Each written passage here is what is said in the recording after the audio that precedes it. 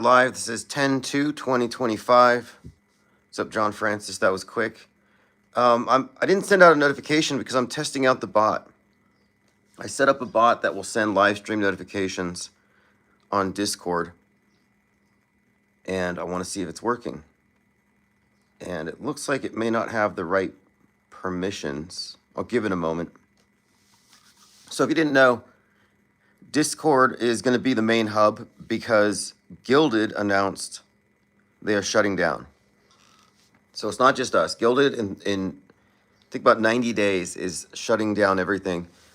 So I will be migrating all the content, anything that was been posted on Discord, which it's probably been a couple of years. You know, we were first recommended Gilded by Fakeologist when 2021 censorship was like peaking.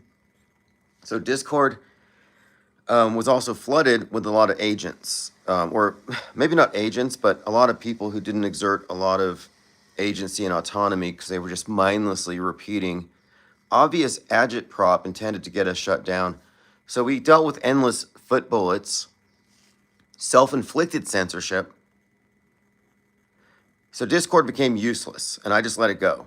And then we had another server. I had a stalker issue, had to fumigate. So I'm like, okay, screw Discord. Besides, all the mass shooters get inspired on Discord, so it kind of makes us all look bad. But then Gilded announced that they're shutting down, so I decided we're going to do Discord again, but now we're going to have rules. Well, we have one rule, and it's at the top of the page when you sign up. And it's not like be nice or any of that. The rule is, I'll go ahead and read the rule. And oh, by the way, if you're on Gilded, if you've contributed, we all appreciate this research, this pool of researchers and what we've done. I will migrate it to Discord, and all of the Gilded content will be neatly organized with the assistance of AI into an ebook, a PDF, so that you can see how we arrived at what we've arrived at, not to mention all the memes. And it's all going to be exported into Discord so that we can preserve all the videos and the GIFs in all their animated glory. I don't want to lose all that content. I mean, it was a little, honestly, the word's not painful, but a little distressing that 5 years of dedicated research with hundreds of people got deleted just over, I believe it was over a meme.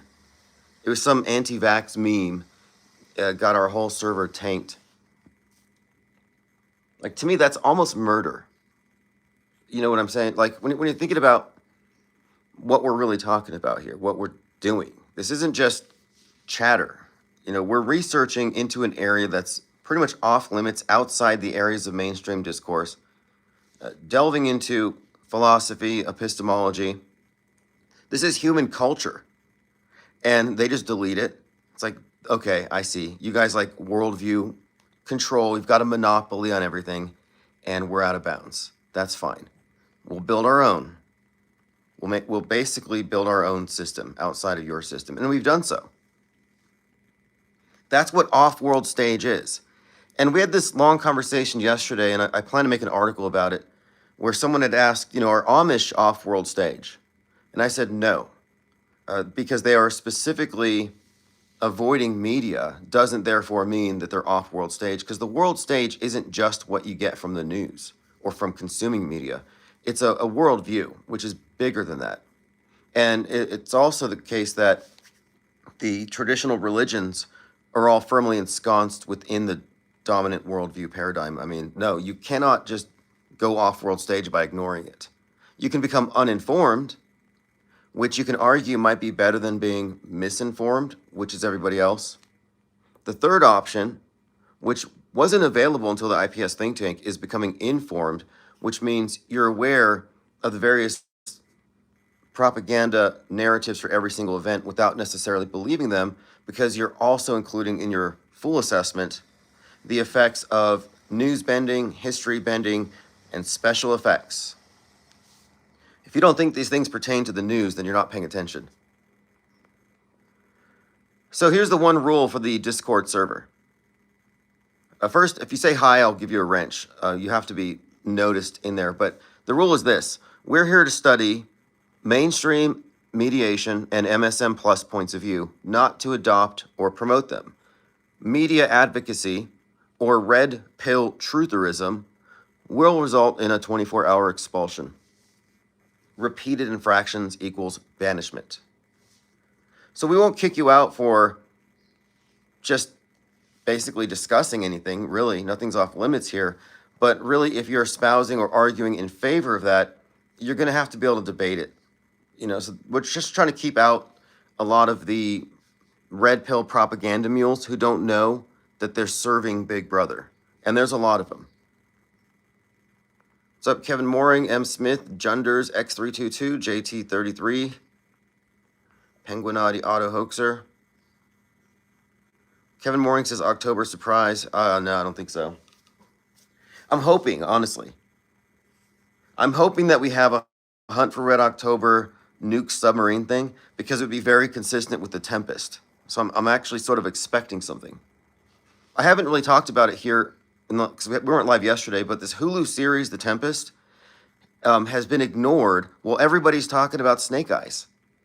Everyone's talking about Snake Eyes, and the people who promoted it the biggest channels, all got the date wrong. And I said at the very beginning, I'm like, guys, it's September 19th, not the 10th.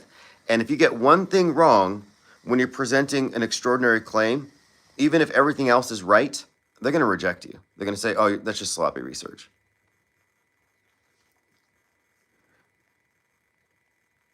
What's up, Frank Murr, here with the popcorn. JT33 says The Rock took off his muscle shirt.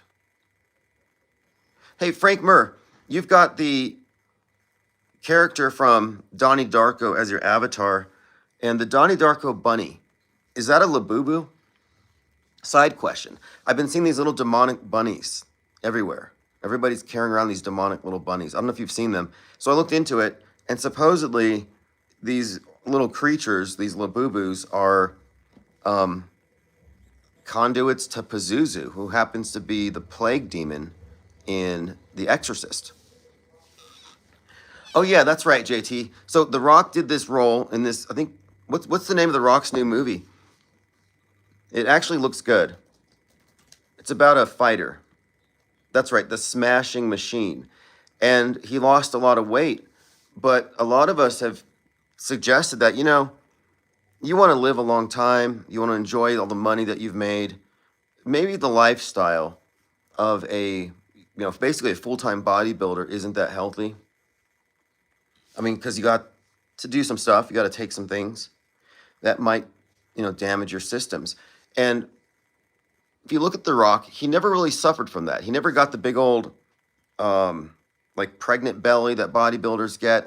It's always struck me as strange. It's like, how is he managing to not have the general disfigurements you see within that line of work? And interestingly, we came across that not only are there hyper-realistic masks that are indistinguishable from the real thing, but I was watching some Marvel movie behind the scenes, and they were showing Thor in a fat suit. It had moles, it had pores, had hair. It was perfectly realistic. Like putting on pajamas, but then you're somebody else. And not only that, it's the hands. Like, look at Tom Cruise in Days of Thunder. He's wearing the hands of Grossman. Those aren't his hands. So now we start to consider here, okay, deep faking has existed before the whole, whatever you want to call it, the digital deep faking, generative AI. Before we got immersed in the metaverse, there was already deep faking with just traditional stuff. Theater, special effects, makeup.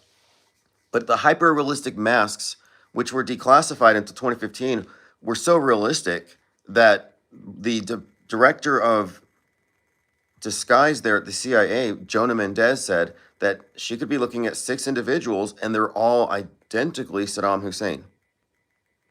So they've already had this. So then we're looking into the bodysuits and we're thinking, well, maybe The Rock has been kind of thin this whole time. And he acclimated us to his presence by, wearing one of these muscle suits. And then maybe he just took it off. I mean, I don't know. I've never seen inside of his closet. Is it a bunch of basically naked rock bodies?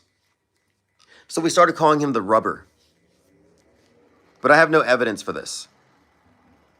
Yeah, Ollie during muscle jammies, exactly. What's up, Jorge Glockington? JT33 says Glenn Powell is in GQ magazine wearing a muscle suit the same week Rock took his off. That's proof right there. Glenn Powell, GQ, they have to tell themselves, holy crap.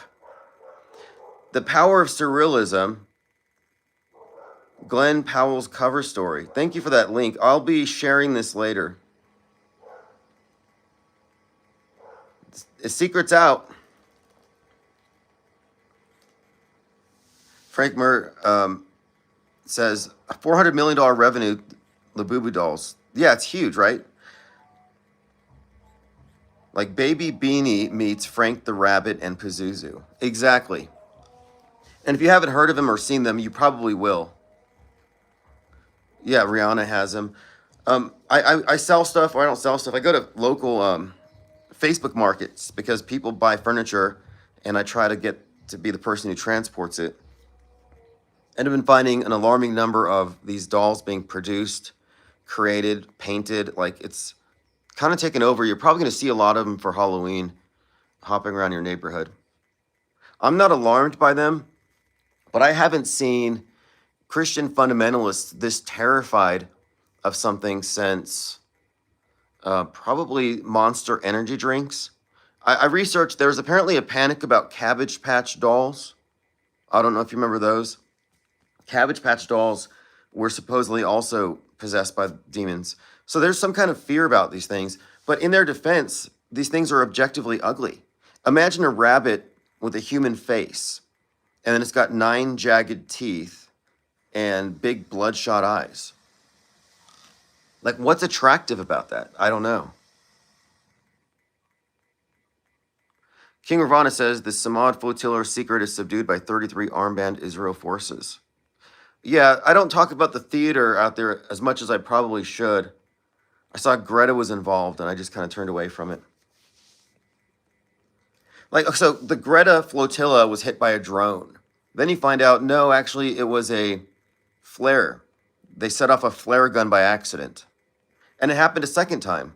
So I don't know what's going on, but after 10-7, it was pretty clear. One side is waving around a bunch of Labubu dolls, basically, saying, look what you did to us. And then the other side is too. One side's accusing the other side of using fake dead bodies.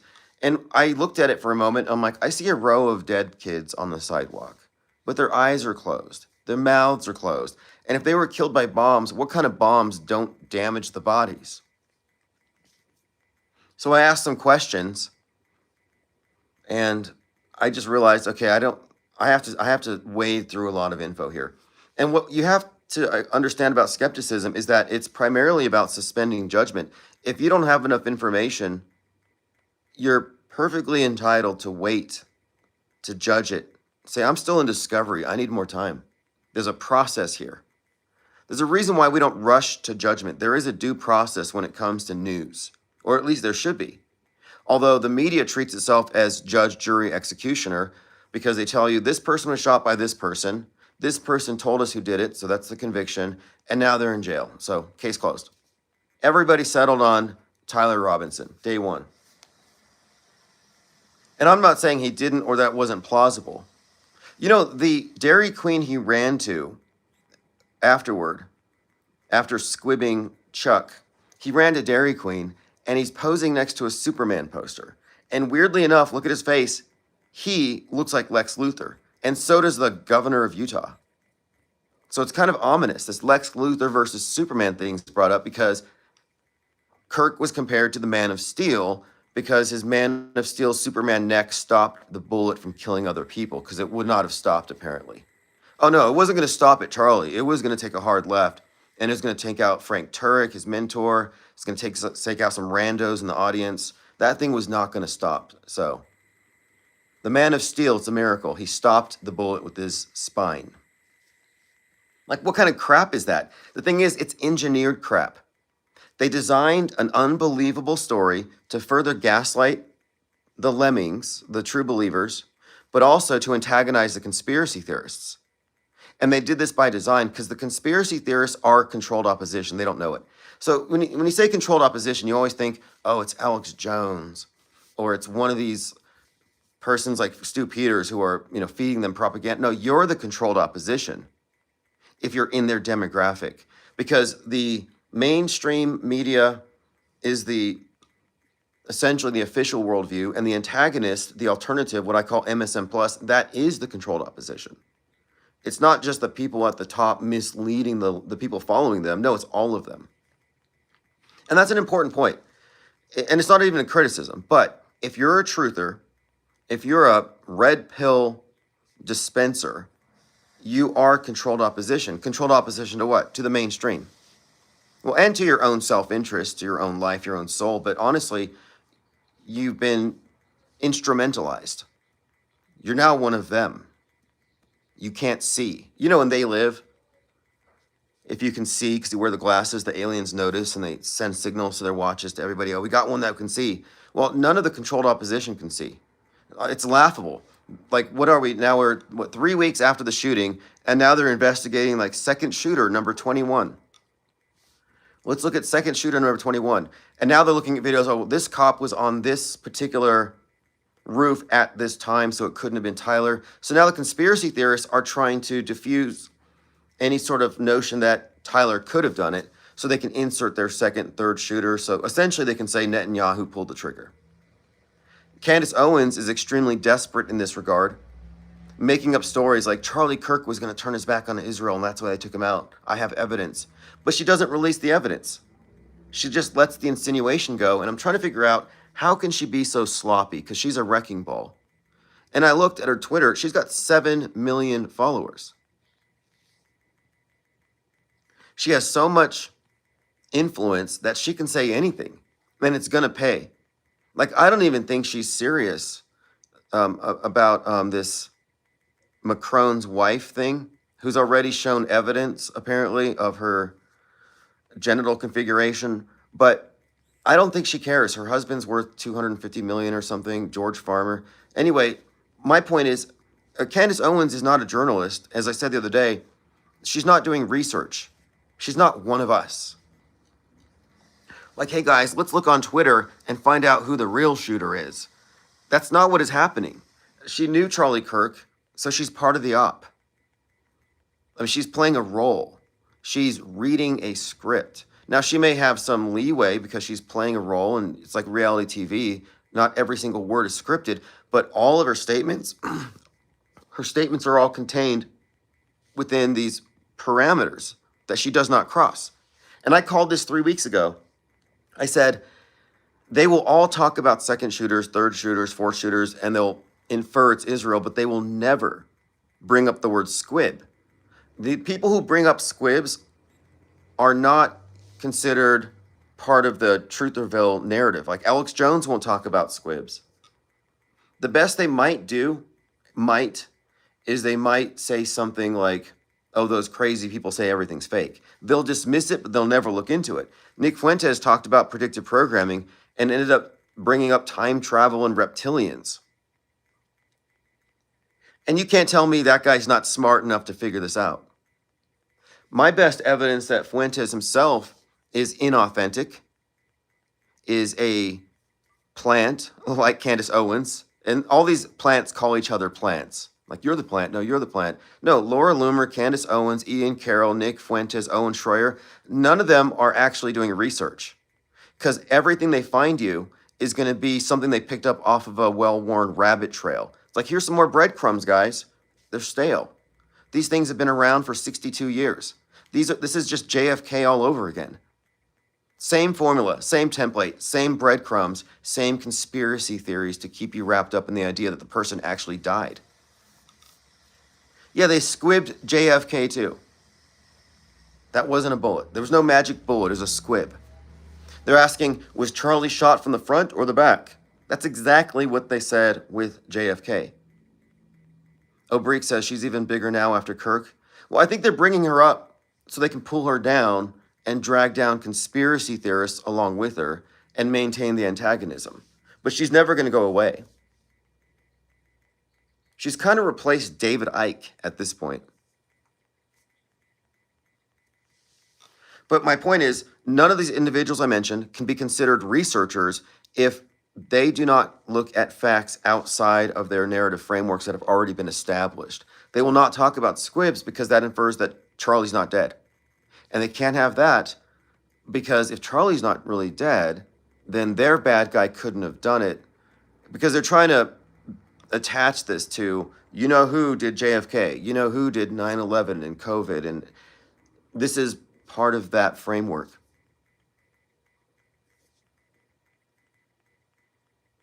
So Candace Owens isn't really taking a fall. She's not going too far pushing conspiracies. She's doing exactly what she's been programmed to do. But Nick Fuentes in particular, he talked about the snake eyes thing. Well, yeah, you can mock that and you can say it's cherry picked, but you can't do the same thing about the Tempest.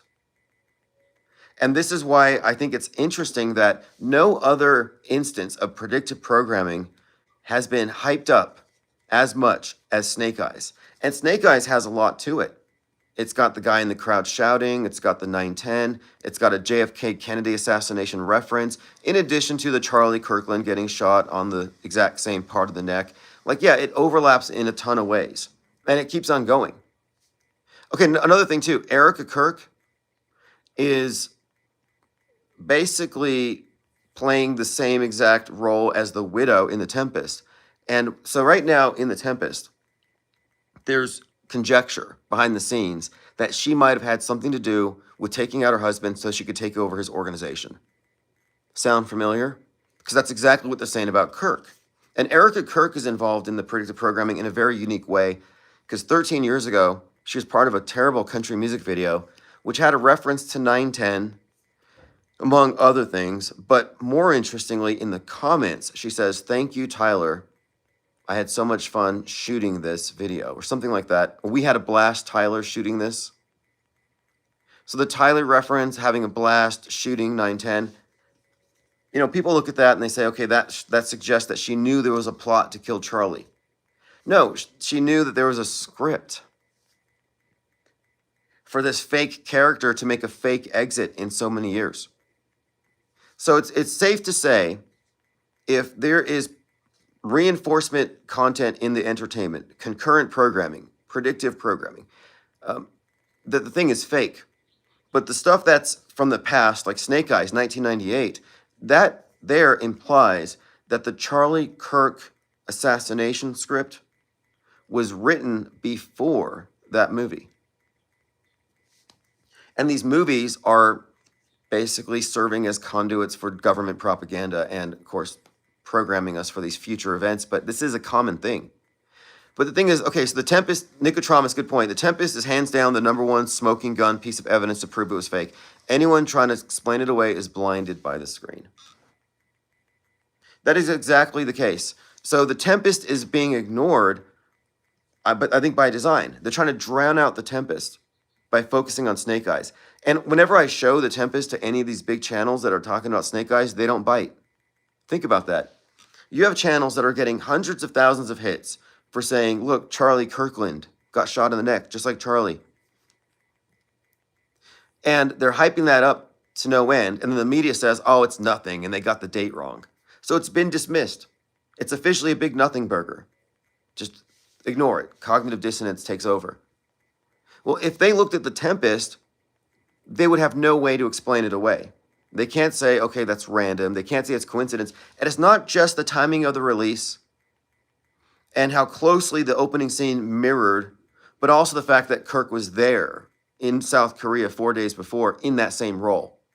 He's out there in the role that his corresponding character is in. I mean, it's overlapping in a maddening way. But then as you watch the show unfold, the character, the widow, the Erica Kirk of the movie, is walking along with Erica Kirk.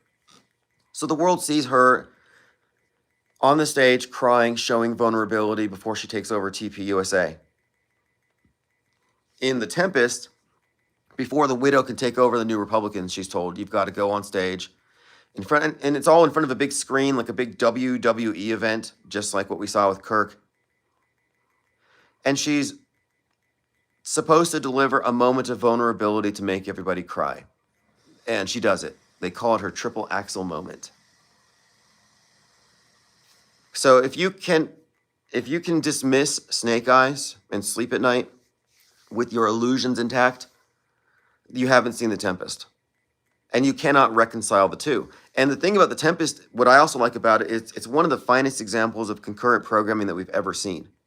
And this is highly significant because, as I've said since 2022, the existence of concurrent programming annihilates all the competing flawed explanations for what we're seeing.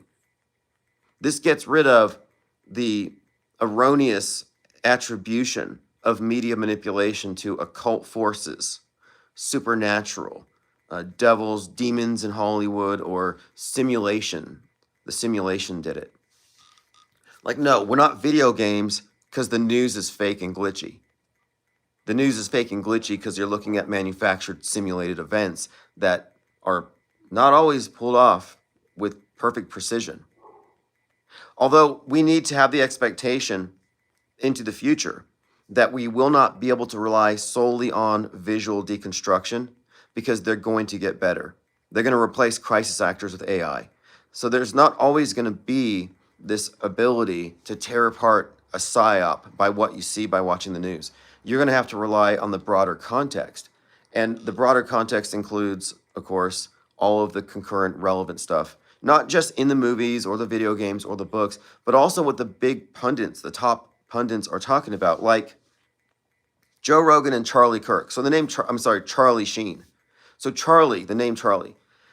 Charlie Sheen releases his show Charlie on September 10th, the same day. So we're talking about this echo chamber effect. I mean, The Tempest wasn't small. It's the #1 show in Japan, Taiwan. It was blowing up in South Korea and all over the world at the same time. So people were watching blood spurting from a neck, whether they were watching Disney Hulu or the news.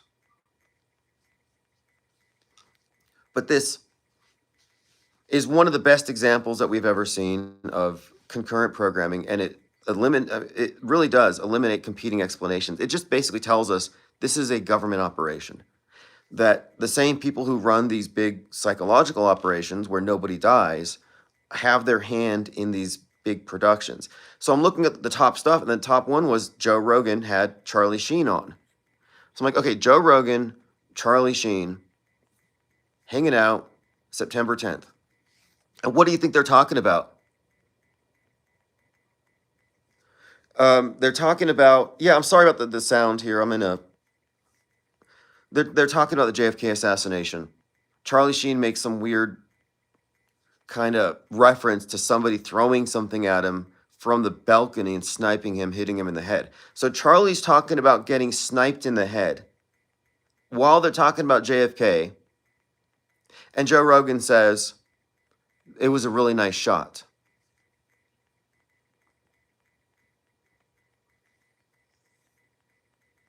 And then at some point, during an unrelated conversation, Joe Rogan pretends like he's getting shot. Like he makes a gun noise and he falls over. Like, what do you make of that? And then they say, oh, we just heard Charlie Kirk got shot. So this is one instance. Then Roger Stone said, oh, Charlie just contacted me. He wanted to talk about the JFK assassination. Really? Charlie Kirk wanted to talk about the JFK assassination. Okay, now here's something else too. Stu Peters brought this up. He says, why is it that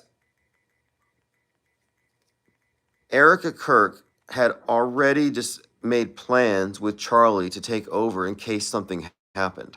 He's only 31. So why did he act as though he had an expiration date coming? Well, this happens in The Widow. In The Tempest with the Widow, they're saying, wait a minute here. He already made plans to give all of his assets to you, even our house. So it all looked very shady. And so the Widow in The Tempest looks shady from day one. She looks like she's part of it. And I don't know, I haven't finished the whole thing. I think what the commenter was hearing was there's a dripping sink and there's like a C-130 outside circling above. Psyop Sidecar says, I want to rewatch the G.I. Joe cartoon series. It was a big part of my childhood. And every time I see a clip from it, it seems chock full of predictive programming, and there's snake eyes too.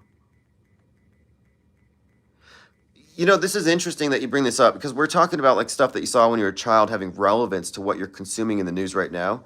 And it does. That's what we're talking about. We're talking about predictive programming is product placement for future psyops. It's product placement. Where did I hear about the Tempest? One of our listeners has Hulu, and it's in the first episode. And so you're sitting there watching it, and this guy walks into a church, and in a Kirk church connection. And again, Kirk was just there in church, in that same place, speaking to the same youth Republicans. And the character in the Tempest is influential with the youth in particular. He's like this youth Christian Republican leader. And he gets taken out like pretty much immediately. But anyway, one of the things we noticed here, so this is product placement. That's what it is. They're selling you on psyops. It's advertising. It's propaganda is advertising. But this is so consistent, it creates this immersive echo chamber within the media ecosystem itself, where people bounce off each other. So the fake stuff tends to take all the air out of the room, and everybody focuses on it. So it really does tend to dominate. But, people will ask, well, what does predictive programming do? Well, it's all about setting your frame of reference, getting you to align with opinions in advance. It already happens. When Donald Trump when he got his ear pierced, remember Donald Trump went to Butler, Pennsylvania, 7/13/2024. He gets his ear pierced by an AR-15. Okay, that event, if you recall, it was like, I mean, now look, comparing the two, that one was terrible. But that event was just sort of out of the blue. Trump gets his ear shot or whatever, and immediately after, and I checked this because I was thinking, there's got to be some significant, relevant, concurrent programming here, and there's a ton of stuff that we were unpacking at the time. But someone had said, because we were talking about Robert De Niro at the time, because Robert De Niro was all Trump deranged. We were looking into his movies. They were saying, hey, this looks like the Robert De Niro role of Senator McLaughlin in Machete. So you go back and you watch Machete, and in Machete, you've got the Senator McLaughlin, played by Robert De Niro, and he's talking about immigrants. He's comparing immigrants to insects, to roaches, to termites. And while he's bad-mouthing immigrants, an immigrant actually gets up, and this is a sniper who shoots at him and shoots him in the leg. So he doesn't die, but he's at the podium and he's talking about illegal immigrants invading. And so there's this parallel immediately. Well, by the way, he gets shot in the ear, the sniper. So immediately after, you got blood on the side of his face. But the significance here is I looked at the comments, and in the comments, there were people there 30 minutes after. So 30 minutes after Trump gets shot, there are people looking at a 15-year-old terrible movie clip on YouTube, and they're all saying, this was Trump's POV 30 minutes ago. So do these people have extremely good memories for really extremely bad movies? Or is the power of the programming that good where they can plant suggestions that just stick with you? Skyfish says, did your convo go any further with Chris Knowles? Do you think he believes he's synchromystic? I think he's legitimately synchromystic. What happens is, I think that people they conflate their own mystic experiences, synchronicities in their own lives with the coincidences in the news or in the movies. So I kind of fell into that because before I ever looked at news or paid attention to it, before I looked into any even conspiracies, I was always fascinated by what I later, synchronicities. I learned about, Carl Jung and this idea of these meaningful coincidences that aren't just selectivity bias, which, seeing the same number is not the same thing. We're talking about an order of magnitude more complex, but essentially these moments where it seems like your life is directly in the right place, right time, but directly being communicated to by the universe or something. It's always this like awe-inspiring moment. So these synchronicities happen for people. And then they start noticing, wait a minute, I just saw something in the news that I just saw in a movie before. And they sort of consider, okay, this is kind of a similar jarring experience. So I think synchromystics have conflated synchronicity with government propaganda manipulation. So the entertainment is synchronized with the news. That's the big reveal here. That's what concurrent programming reveals. The entertainment is synchronized with the news itself. I would even say that entertainment as a rule is entrained to the news propaganda. Like they explain it. I mean, this is how I would explain it the best way is going back to 2001 Space Odyssey. Stanley Kubrick is always referencing the monolith. You know, the monolith symbol here is highly significant because what you're looking at is a symbol of the movie screen. And above the monolith, you have the convergence of the sun and the moon. And of course, the sun represents the solar, as in the light of day, consciousness. And the moon is the night, the mystery, the unknown, the irrational, or the fantasy. So that the merging of the fantasy and the real is what that symbolizes when they eclipse over the monolith, over the movie screen. And so I think the big reveal has been that what PSYOPs are, influence operations, what these really represent are the merging of fiction, i.e. propaganda, with reality. And so they're doing this by, I think, entraining our dreaming mind, fantasy, the fiction, with the real. And this is all just stuff they program into your subconscious.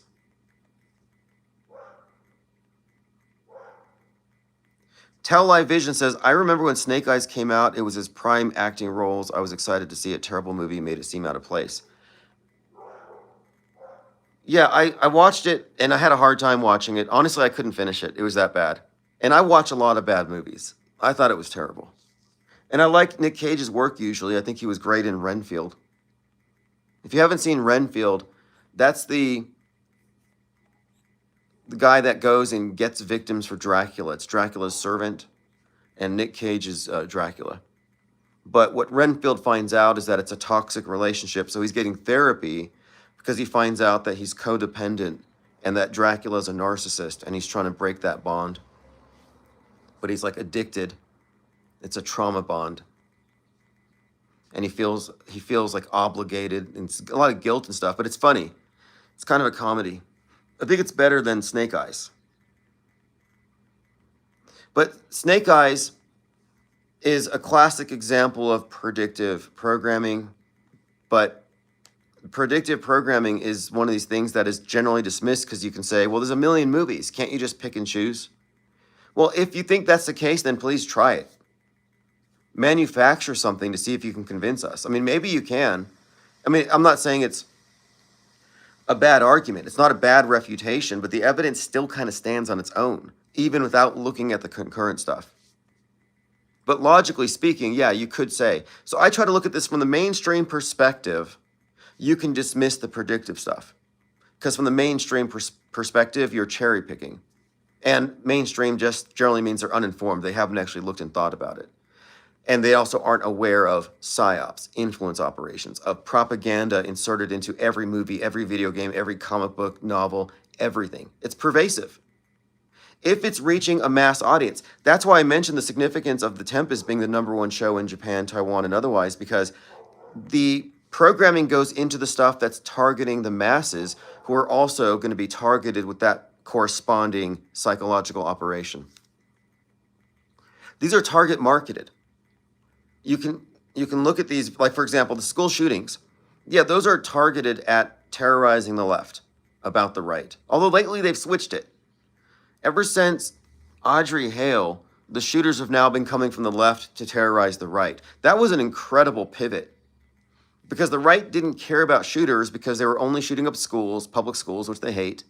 And the shooters were always MAGA adjacent or Nazis. And so for them, it was all about protecting their guns. But then all of a sudden, now the shooters are all leftist, trans activists, shooting Christian schools, flashing all kinds of scary signs of like Satanism and stuff. So you throw that in there. Now it's a satanic panic. Now the right wing cares about mass shooters. That's why it's significant that Kirk was talking about mass shooters, and why his alleged shooter is one of these Trantifa, like trans activists on the left. So, and of course, Kirk is a perfect example of someone who stands for traditional values and the binary. So he would be their enemy in this sense. That's why they engineered the PSYOP in such a way. Interestingly, this does connect this event with the Annunciation shooter, the Christian school shooter, who was also a Antifa leaning, kind of ambiguous. It's kind of hard to say. But anyway, it fit the same mold. The redhead with the Order of Nine Angels, satanic stuff, the Nazi fascist stuff, the anti-Israel stuff, the racist stuff. It was very incongruent, to be honest. So it's oversimplistic to say it was a trans shooter, and the person was even seemingly, I don't know what to believe. But they put these narratives out there so it becomes relevant and scary to the right.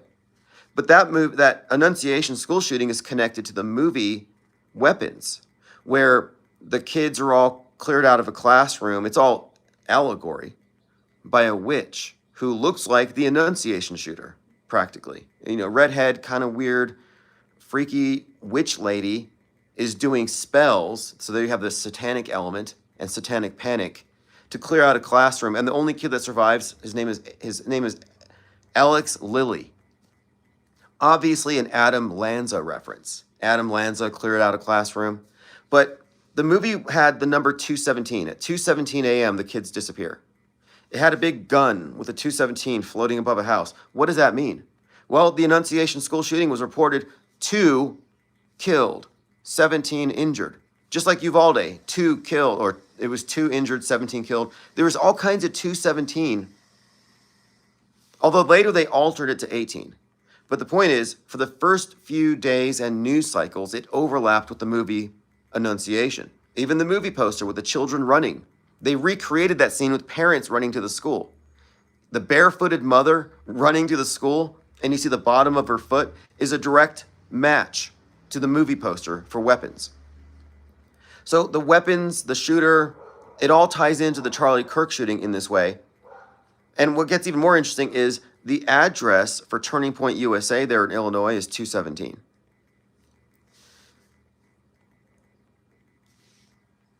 Sync Kid says, while you said synchronizing, I was clicking on the synchronize button on a work app, the perfect sync. Yeah, you know, there's several layers to it.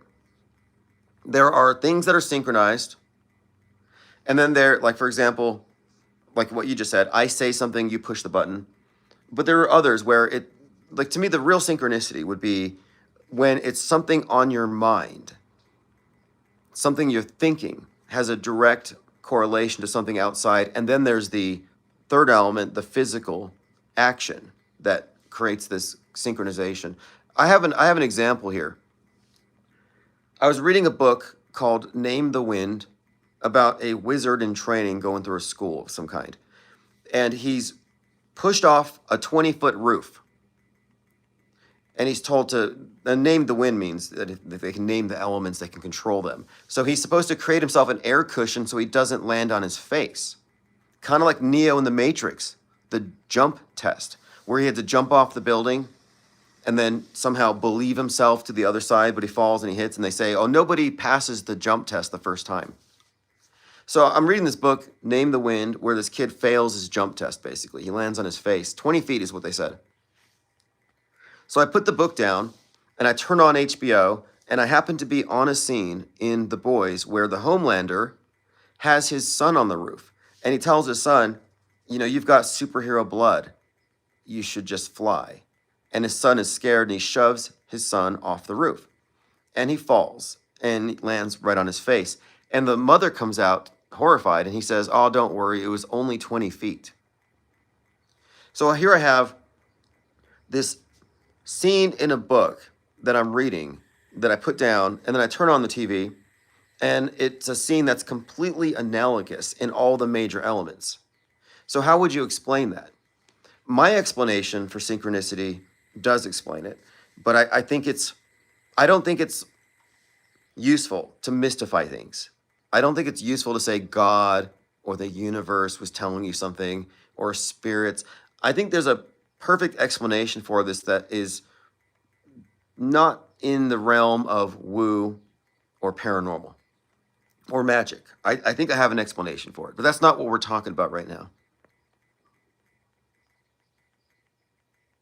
Plain Dakota says they seem to be mixing things with the shooters so that either side can claim they were right or left.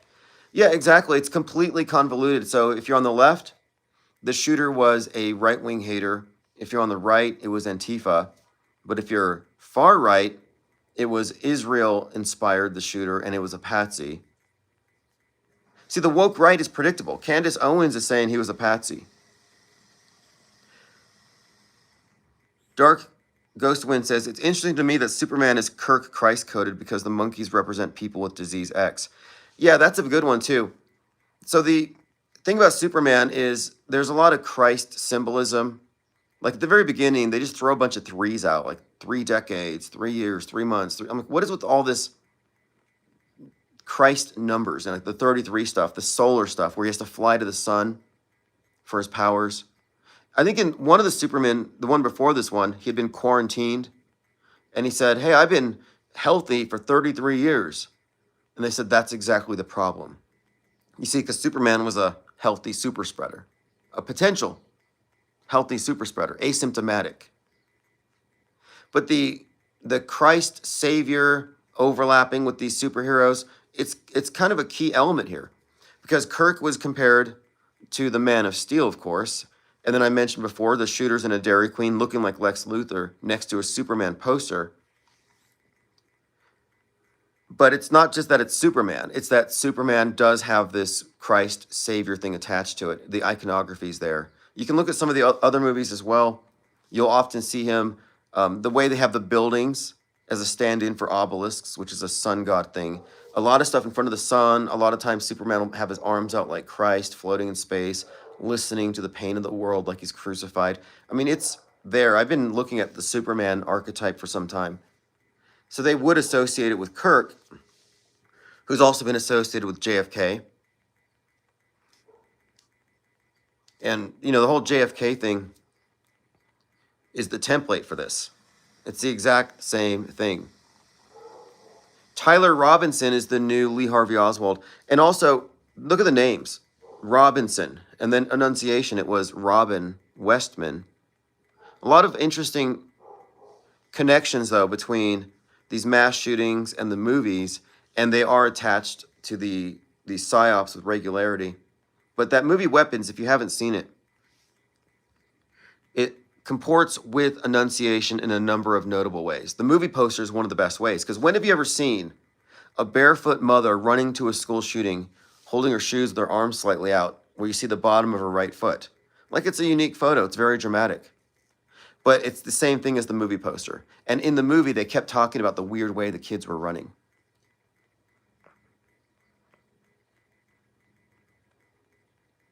Lord Laney says, they've gone from psyops to obfuscation psyops, muddying the waters, I guess, to dilute the trail. Yeah, I think what they're doing with the conspiracies and the truther bait and the misleading narratives, because this is something this is endemic, this is problematic. There's this individual channel I was pointing out the other day who manufactured a video that showed Charlie Kirk pointing his finger up as though to send a signal to the Patriots. And he's getting millions of hits, but he made it up. It's fake. And yet he's a truther. And he's not correcting it. So if they're not correcting their misinformation, they're purposefully muddying the waters. And I think the reason for it is they want the public to think there is no reason to listen to alternative media because they can't get their crap together. It's just a bunch of noise and clickbait. So they want to give the mainstream media authority. They made this clear after Vegas. They said, YouTube said, we're going to prioritize authoritative sources when it comes to tragedies. Because at the time that Vegas happened, we're talking 10/1/2017, there were like half a dozen YouTube channels that all said Vegas hoax. And they were just talking about the hoaxery, like the dummy in the wheelbarrow. Have you seen that one? There's a dummy in a wheelbarrow, and they're giving it CPR. There's a ton of stuff that we were looking at. But if you were to say this event is a hoax and go live, you would be competing with the mainstream media's YouTube channels. So there they got a few thousand people live. You have a few thousand people live. You send your commenters over there and you tell them it's a hoax. And so what was happening is the mainstream was having to compete with auto hoaxers. That was Vegas. The Vegas event was really a turning point for auto hoaxing, because that's when the media realized we can't compete with this. And they couldn't, because it was getting clickbaity. You know, the reason auto hoax became a term is because mainstream truthers didn't like the people who called it fake right away. They said, you're just auto hoaxing it. It was meant to shame you into waiting. They'd say, why don't we wait until the victims have had time to mourn, then talk about it? I mean, I knew this truther who got onto my Discord, and he said, before we debated about whether it was real, he said, well, first of all, before we talk about this sensitive topic, my heart goes out to the victims and the survivors of the event. So this virtue signaling crap and this sense of, I don't know, like it's sacrosanct, you can't talk about tragedies. No, we have to be not indifferent, but we have to be dispassionate. We have to be objective, because the game is psychological manipulation, which is primarily what? Emotional. They're going to mess with your emotions. But after Vegas, they made it impossible to compete with them real time in calling things fake. I was targeted. I was specifically lambasted by Paul Joseph Watson, who used to be one of Alex Jones's guys. And he was saying, if you're calling it fake, I'm going to kick you out of my chat. No auto hoaxers. Like, you got to defend the crisis actors. You got to defend the families. But back then, that's when the gatekeeping became very real to me. I could see it. I could see them putting the gates up. We're going to confine the conversation to the presumption that the event is real. And I'm like, wait, I see a bunch of rubber dolls being dumped out of a truck after the Nice event, and a really bad cell phone video walking by trying to make it look like it's real. I'm calling it fake, and I got some guy in my YouTube chat, and he's saying, how dare you call it fake? That's my girlfriend. I'm like, oh, your girlfriend is that rubber doll on the street. Why aren't you in the hospital by her side? Why are you on a YouTube channel with 33 followers calling it fake instead of over there with your girl? You could just take a picture of her and prove to us that it's real. So they attempted to use shame to outgroup the skeptics. Didn't work on us. Even today, I mentioned yesterday on my tweet, I put down, I'll actually read it, because I put a tweet out yesterday and I said, happy hoax-iversary, Las Vegas. And then I added an article here. I added, let's not forget, 50 of the crisis actors took part in another shooting 13 months later. Twin tragedies. Las Vegas shooting survivors got shot at again at Thousand Oaks. Here's how they're coping with the twin tragedies.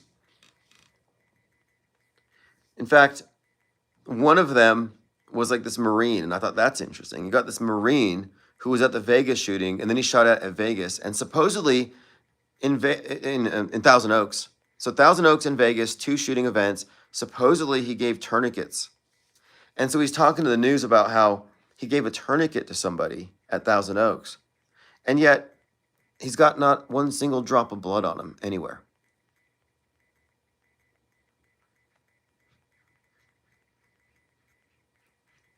Okay, now, here's what the guy said, the commenter, Brian O'Hara. And I'm getting a lot of these. These are accounts that are just really kind of out of nowhere. He says, oh, you're one of those special kinds of stupid. I bet you buy tinfoil in bulk. Now, this is a chat GPT, I'm pretty sure.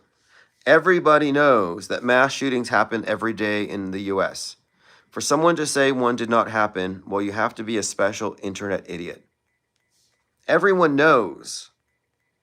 It's like, no, not everyone knows. There is not a consensus. Like, I understand where he's coming from, because they've managed to marginalize those who would break up the consensus. But look, if this is news to you, I don't know where you've been. Well, I know you've been. You've been in a box because no, there is not a consensus agreement about these events. This snake eyes thing points out how prevalent the thinking is when it comes to people looking at these events a little more holistically, looking at the idea of predictive programming. But the number of people talking about squibs is pretty incredible. The squib conversation is huge, but yet it's not being addressed. Like, notice this. None of the individuals I mentioned, none of the propagandists who I claim are not researchers, they will not say squib. Owen Schroyer, supposedly he's independent, got away from Alex Jones, he's got creative control. That guy cannot say the word squib. Ask him. Candace Owens cannot say squib because they can't undermine their central premise for existing. The whole idea of woke right and red pill conspiracies would be undermined if any of this stuff was fake. Their whole situation is built upon the notion that these things are real, the conspiracies are real. You see, we're not conspiracy theorists here. The conspiracy theorists are controlled opposition. And they don't want to hear it, but it needs to be said. You know, if you are a red pill propaganda mule chasing a stale carrot, wandering blindly through the forest of fakery, following the loudest voices, like, you are the controlled opposition. You're not fighting an info war. You're being saddled down with agitprop and you're being positioned politically. You know, one of the best examples of concurrent programming and predictive programming and how this works, you can just go back to John Frankenheimer, Manchurian Candidate. And it's not just that the movie was out when this stuff happened, but that the director was specifically involved with the Kennedys. That the director of the Manchurian Candidate, the movie about mind-controlled assassins taking out politicians, that not only was he friends with Kennedys, but he went with RFK to the Ambassador Hotel where he got shot by a mind-controlled assassin. This has been going on since the inception of media and likely before. I mean, this is essentially a worldview monopoly that we're experiencing.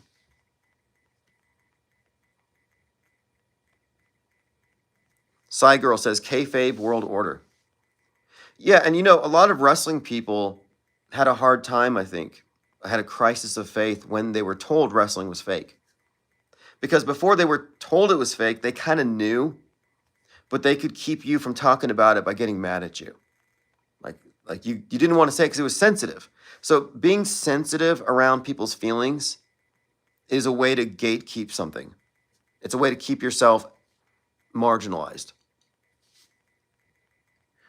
You know, like, there were some people who said, you know what, who cares what the Mandela affected believe? It's their belief system. And I'm like, well, these beliefs aren't neutral, and they exist in clusters. They're not existing in a vacuum, and they're not innocuous. It's not just that they're wrong. It's that they're attached to an entire infrastructure that presumes everything else is real. Or it's attached to an ideology that puts you within the political horseshoe. So you're still being instrumentalized. That's why I'm not a believer. I'm a non-believer. But I'm not just a non-believer because I refuse to believe in some kind of contrarian posture. No, I'm a non-believer because the information I have leads me to conclude that there's enough doubt that I shouldn't believe it. So I'm an informed disbeliever. So this guy, Brian, who called me a special kind of stupid, well, what's his evidence that the event was real? He saw it on TV and he cried. So his tears are evidence. Okay, well, let's weigh Brian O'Hara's tears against the weight of my informed disbelief. And so I could probably do a full week, 3-hour podcast on all the discrepancies and the hoax indicators surrounded the Vegas events. And hoax indicators must be dealt with before you can say it's real. You know, like in court, the evidence has to be examined and disputed. And we have evidence of hoaxery. When I say hoax indicators, I'm saying evidence of hoaxery. And if you don't think it's evidence and you think it's real, then debate my evidence. Don't just call me stupid. Like, I don't care. You can do that. You can call me an internet idiot. I don't care. Like, I don't have feelings. But what I'm saying here is that if you believe this stuff is real, the burden of proof is on you to deal with the counterpoints that have been raised.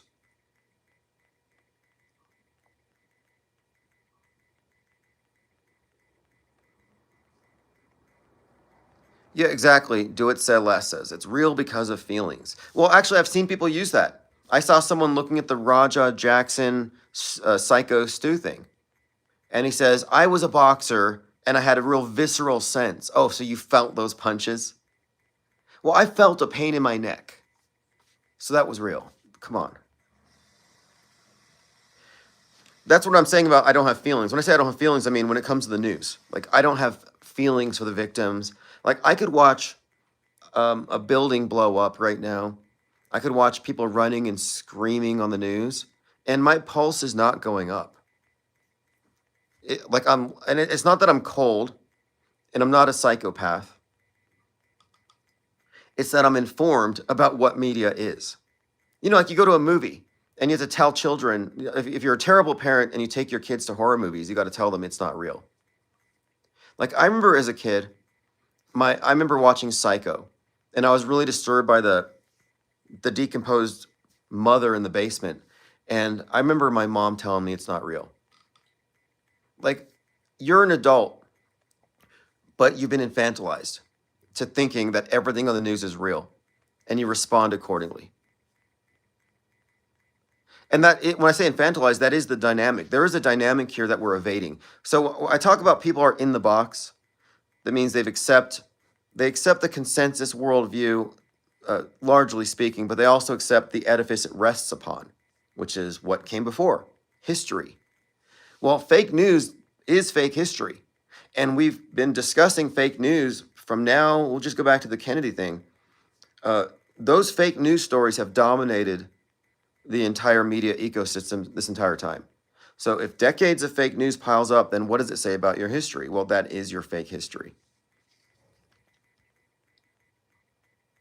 And when you accept that as your point of view, your worldview is skewed, it's bent. And you're in a dependent dynamic with Big Brother. And so you're basically dependent on the government-controlled propaganda to shape your worldview for you. And they give you a certain number of options, different opinions. So like, oh, this person's not into the mainstream stuff, so let's give them some red pill. No, this person leans left, let's give them some wokeism. So you've got Normieville for people who aren't paying attention, who have really no reason to care. And then you have the agitated ones, the thinkers, and these ones are going to go somewhere. They need steam valves. So it turns out that conspiracy theories, Trutherville, activism, these are all steam valves. But if you lean left, you go to Woketown, and the bad guy in the world is systemic racism and whiteness and the West. But if you lean right, the bad guy in the world is Israel, evil, and the whole thing about white replacement, all this stuff. It's all basically the opposite of left-wing wokeism. That's why it's called woke right. Same grievance politics, but same oppression narrative. It's all about oppression. And this is what I really came across in the last 6 months or so. Well, actually, I noticed this a while back, but I've been honing in on it, is that the red pill ideology is actually a subset of J pill. And J pill is essentially woke right. So J pill is Jewish world domination. And this is not new. The QAnon recycled blood libel, but these are all variants of the same thing. So what my point is, the system it's a closed system, and if you're not buying what they're selling, they have alternative stuff for you, alternative explanations. And everybody seems to find where they're comfortable. That's why I call it Trutherville, because it's a target demographic and it's essentially the opposite of Woketown, and they're all very predictable. So Trutherville are people who follow the controlled opposition plants like Candace Owens, Ian Carroll, Owen Schroyer, InfoWars. If you're drinking the InfoWars Alex Jonestown Kool-Aid, you're in Trutherville.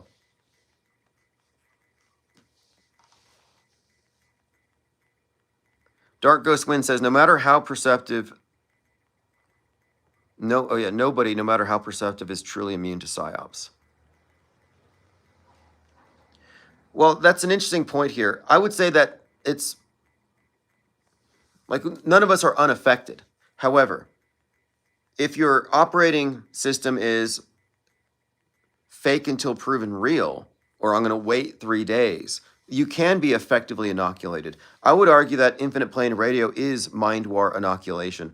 I have not fallen for a psyop in a long time. Although these last two had me asking significant, serious questions.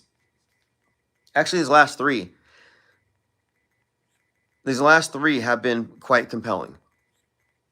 Actually, last four. Okay, so Psycho Stu, the girl on the subway, and I'm not saying her name on purpose because everybody's like, say her name. You are her. She's your sister. It's like, no, I'm not going to say her name. The Charlie Kirk thing was pretty jarring when that first happened. I think that was pretty effectively jarring. And a lot of people said it was real immediately. Or they didn't come out and say it's real, but they attacked those who said it wasn't real. And I understand that because when something happens, like within the first few hours and people are saying it's fake, do they even have enough information to say it's fake? I would say no. Do you have enough information to say it's real? Absolutely not. So it's a no in both cases. The automatic reflexive opinion making is premature. I mean, it shouldn't be the case that you think you can just trust a headline. You have to wait for the facts to come out and the peripheral information and the context to emerge.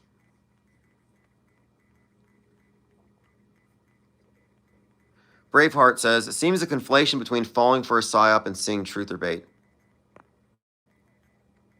Yeah, so for example, when this Charlie thing happened, somebody had instantly uploaded a bunch of videos saying it was CGI. So I looked at these videos and I'm like, okay, it looks like some kind of CGI overlay. So we looked at it and looked at it and looked at it. And then we got more video. And that's the case. You know, it takes a couple of days for more content to come out. So in that interim, people were saying, oh, it was CGI. Additional video comes out. Well, no, that doesn't quite explain it. But that's the methodology of investigation and research. That's what we should be doing. So we weren't falling for the truth or bait, but we were noticing it, examining it, and then discrediting it and moving on. That's the methodology here. But what I think that the conspiracy theorists generally do is more narrative than fact-based. Another point here also when it comes to the way these stories break out, the breaking news model is essentially clickbait.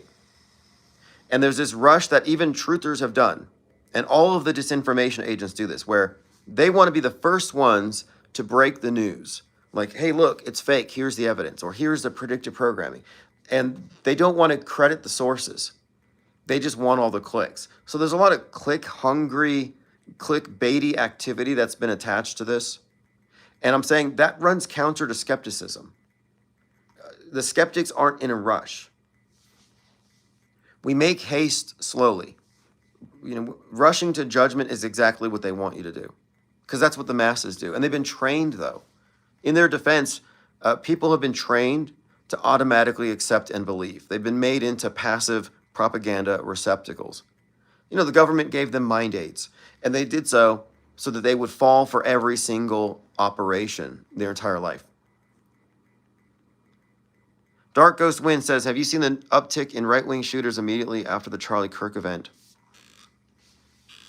Yeah, I think they want to create this sense that each side is right in blaming the other. I mean, it's amazing. Like, right after the Kirk thing, suddenly MAGA's like, all right, we got to do something about mental illness. We got to ban guns for the left. We've got to talk about censorship more. Got to ban Jimmy Kimmel because he said something bad about Charlie Kirk. So immediately the right wing, because of the event, and that's another hoax indicator. When there's an immediately implementable political agenda that just goes through seamlessly in the wake of the event, like 9/11, before the fog had settled, We had the Patriot Act. Well, after the Kirk thing, before the blood was even dry, the right wing was like, okay, take our guns and censor us now for our safety. Owen Benjamin, the most banned comedian on earth, he's like, you guys, it's very dangerous. We need to have digital IDs to get on social media. I mean, all these comedians, and I think they're probably funny and talented and great. I'm not criticizing them, but I'm just saying it's interesting that comedians are generally like free thinkers, outsiders. They're not taking the bait, and they're coming out and they're like Matt Hyde's like, you are Charlie Kirk. Your sister's the girl on the subway. I'm like, I'm not Charlie Kirk. Every time I see somebody saying I'm Charlie Kirk, I'm like, no, actually, I'm not. In fact, there was this woman I saw posting who said she was Charlie Kirk. And I was like, aren't you Ierna, the subway girl? I personally identify as the fireman who was killed in Butler, Pennsylvania. Like, I guess we can all just identify as a certain PSYOP victim. But anyway, to get back to what the person had brought up, after the Kirk thing, Trump was talking about making Antifa into terrorists. So now suddenly, Antifa is an organization, and it's got to be looked at as terrorists, and the right's cool with it. So they accept the premise, and then the script changes. Now you've got right-wingers shooting up places for ideological reasons, right-winger crashing into a Mormon church and setting it on fire, and shooting people. So now it's like, wait, who's the terrorist now? It's the MAGAs. So you got MAGA terrorists, and now and the guy had Trump flags. The media's rushing to show us the Trump flags. So now both sides agree that there's terrorism at the extremes. And this is what they're trying to create. Plain Dakota says, I am George Floyd. We're all George Floyd. And you know what's sick about George Floyd? Is that I don't think, Tyler says, I identify as George Floyd's teacher. Yeah, great actress. You know, she was the one at the Pulse event crying about her son. She was the weeping mother. And I think this is an interesting connection. Her son's name was Telemachus. And that's the son of Odysseus. And if you remember the story in the Odyssey, the mother of Odysseus was known, Penelope was known for weeping, the weeping mother archetype, crying because her husband's gone, weeping for years. So now you have this weeping mother at all these school shootings. It's always the same woman, and she shows up as George Floyd's teacher. And her son, Telemachus, I thought, okay, I think this is a theater construct, and they're getting their inspiration from Homer. But look, the thing about the George Floyd thing is he's not dead. But instead of saying he's not dead, they say, oh, he was killed by fentanyl. So the right still has a way to blame the other side, to not take blame for it. What's sick about it is they joked about it. Alex Stein made this joke. He's like, I want to congratulate George Floyd. He's been sober for 3 years. Stephen Jackson got mad at that. But a lot of the right-wing comedians use that joke. They joke about it, and it's like, is that even funny? Actually, it's not. But the George Floyd challenge where people were kneeling on each other's necks, and now suddenly they're offended by people who are mocking. I mean, kids, there are students getting thrown out of college for mocking Charlie Kirk's assassination. So you can't mock this guy's death, but you can mock theirs. And people don't understand, if they're not looking at this objectively, that these are martyrs. And you might not think of George Floyd as a martyr and Charlie Kirk as a martyr in the same way, but they're actually parallels. Sort of like the parallel you have with the poster children of the left-right with Kyle Rittenhouse and Greta Thunberg. Same birthday. They're both born on January 3rd, 2003. But they're parallels. One of them is a perfect representation of a victim of Western oppression, and the other one having been taken out by Israel, according to the conspiracy versions. And these are the fringe versions. So the woke left sees Floyd's death as the result of oppression, whereas the normies say it was just bad police procedure. But on the woke right, they're saying with Charlie Kirk, he was killed by Israel, and that's their central premise. So he's like a martyr. He spoke out against the power. He was going to turn against them. Lord Laney says, suspending judgment is like tiger hunting. If he pounces too early, he goes hungry. Best to wait. Suspend assumptions and pounce when you have enough time, when the info is right. Psy Girl says, I am Derek Chauvin. I am both Derek Chauvins. Yeah, which Derek Chauvin are you? And you know, I brought this up a few weeks ago. There was this story they tried to bury. It was about how Derek Chauvin and George Floyd worked together at that nightclub for years. Like, why didn't he just say, hey, Derek, get off me? He didn't. Why didn't he say, hey, you know me from work? I wouldn't counterfeit a $20 bill. Like, if you watch the entire video, at no point does George Floyd indicate that he knows a cop, that he knows Derek Chauvin. Like, there's no indication. And there was an employee who went on the news and he talked about how these guys knew each other and how they were kind of mad at each other. So there was some drama, but later they scrubbed that.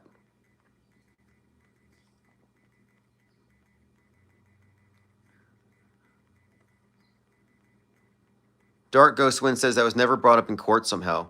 Yeah, that trial was very peculiar. I believe he was convicted 330 days later. It was on 420. Wasn't it on 420? There was all kinds of funny numerology, like only 33 people were allowed in the courtroom. And do you remember they had the hearing? Like, there's all kinds of stuff attached to this that made this connection between the George Floyd, Derek Chauvin thing and 9/11. A lot of overlap, a lot of symbolism. Like the 846 thing. They really hyped up 846.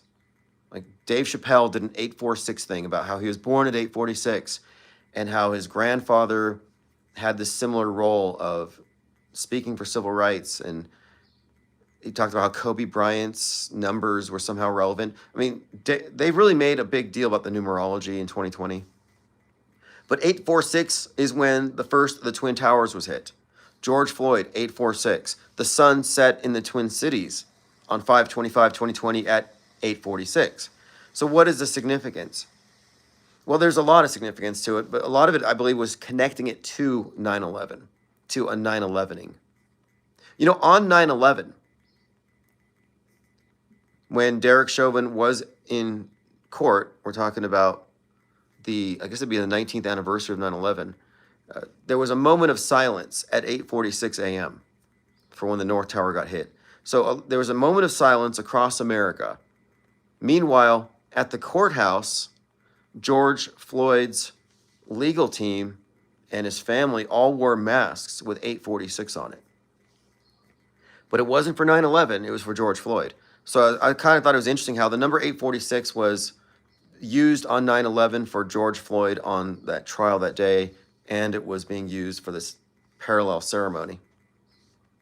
A lot of the twin stuff is intriguing, though, how they, like, George Floyd's twin coming out, they killed my twin. Like, what the heck is this stuff? Code?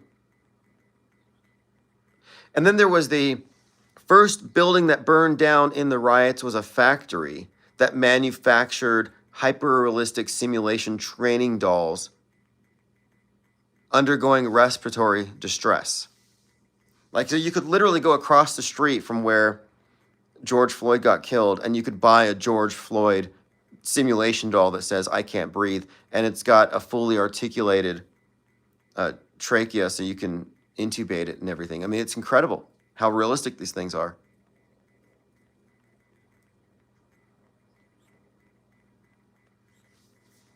And another thing too, the company was called, I think it was called like Sigma 7, the ones that made these simulation dolls.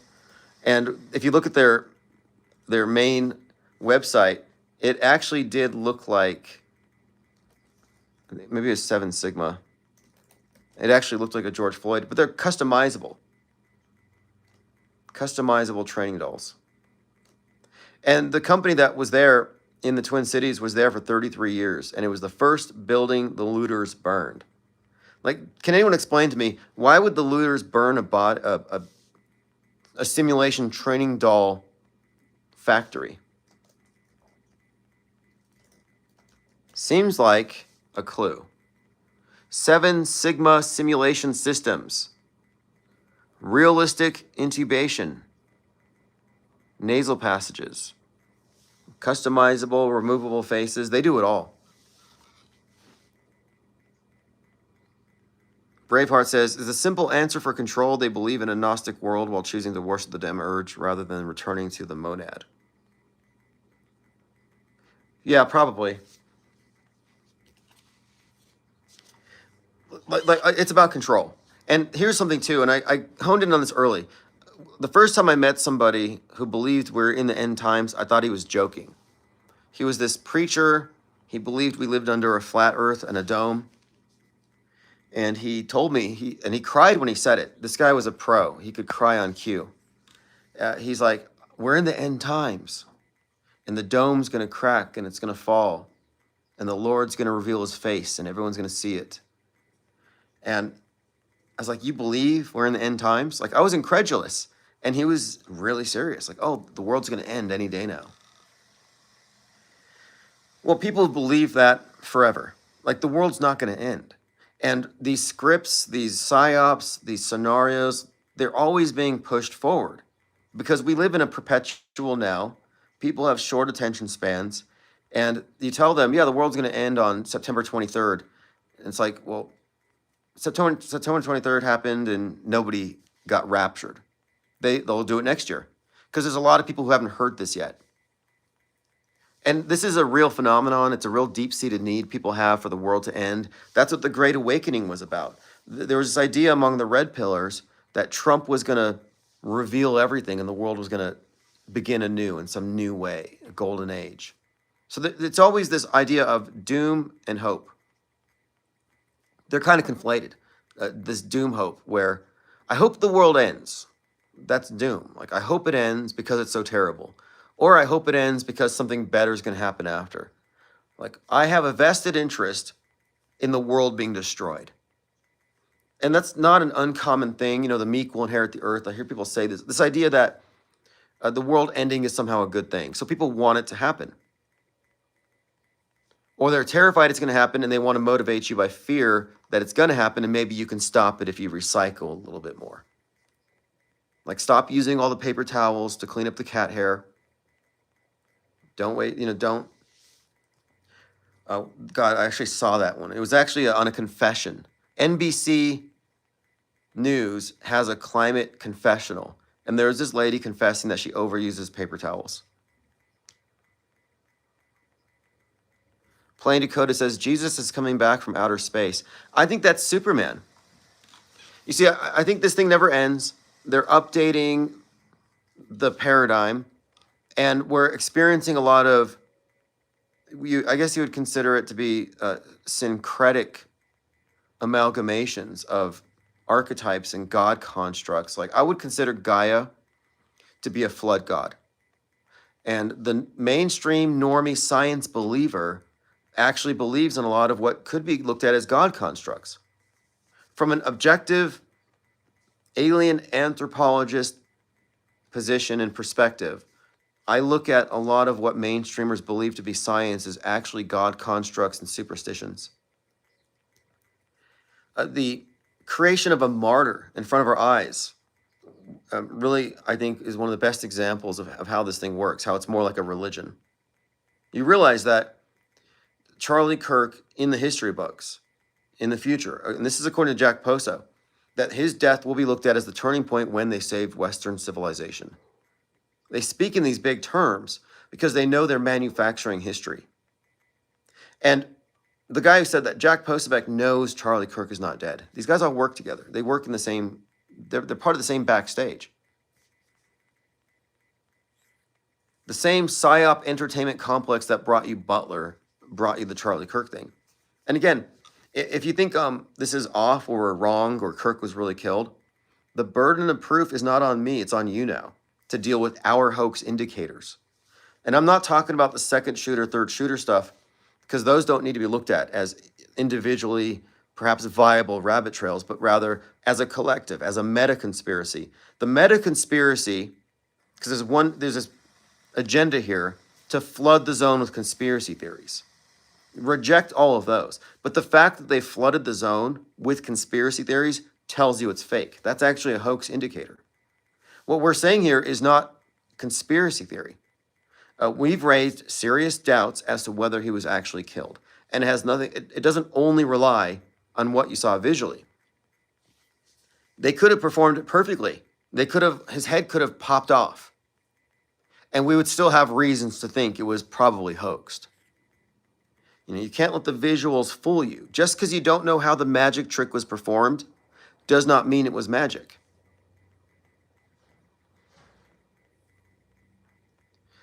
So we're going to be live with Fakeologist at 6 p.m. Mountain Time. I will send out a live stream notification.